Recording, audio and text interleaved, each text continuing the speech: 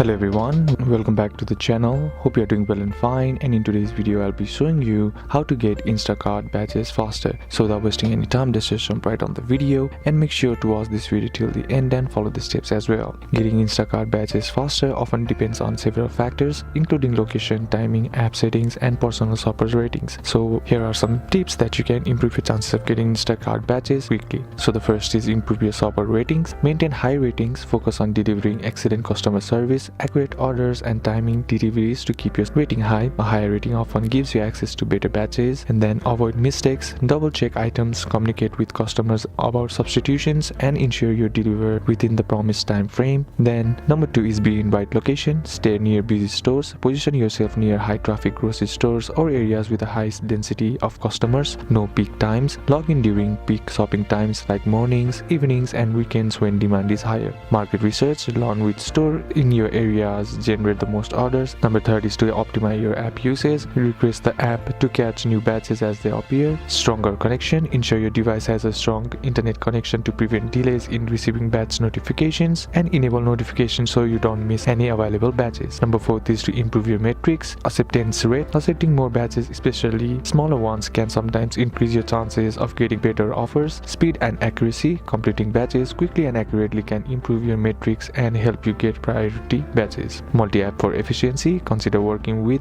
other delivery platforms, example DoorDash, Uber Eats, to maximize your income during slower times of Instacart. So by combining these strategies, you can improve your chances of securing Instacart batches faster and more consistently. So that's basically how you can do it, and that's it for today's video guys. Hope this video was useful to you. Leave a like if it did. Comment down below what the next video should be on. Consider subbing to the channel. Thanks for watching. Bye bye.